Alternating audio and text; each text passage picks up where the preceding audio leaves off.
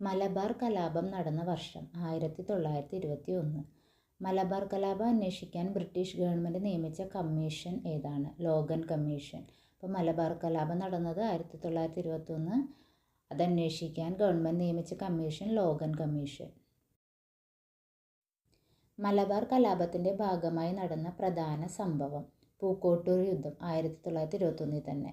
അപ്പോൾ അതിന് കാരണം എന്താണെന്ന് വെച്ചിട്ടുണ്ടെങ്കിൽ ഖിലാഫത്ത് കമ്മിറ്റിയുടെ സെക്രട്ടറി ആയിട്ടുള്ള വടക്കേവീട്ടിൽ മുഹമ്മദിനെ മോഷണക്കുറ്റത്തിന് ബ്രിട്ടീഷ് പോലീസ് അറസ്റ്റ് ചെയ്യാൻ ശ്രമിച്ചു.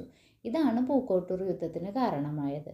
അപ്പോൾ മലബാർ കലാപത്തിൻ്റെ ഭാഗമായി നടന്ന പ്രധാന ഒരു സംഭവമാണ് പൂക്കോട്ടൂർ യുദ്ധം. അതിന് കാരണം എന്താണ്? വടക്കേവീട്ടിൽ മുഹമ്മദിനെ മോഷണക്കുറ്റത്തിന് ബ്രിട്ടീഷ് പോലീസ് അറസ്റ്റ് ചെയ്യാൻ ശ്രമിച്ചതാണ് പൂക്കോട്ടൂർ യുദ്ധത്തിൻ്റെ കാരണം. അദ്ദേഹം ഖിലാഫത്ത് കമ്മിറ്റിയുടെ സെക്രട്ടറി കൂടിയായിരുന്നു. 1921 മലബാർ കലാപത്തിൽ ബ്രിട്ടീഷ് പോലീസിനെതിരായി പോരാടിയ വനിത ആരാണ്? കമ്മത്ത് ചിന്നമ്മ.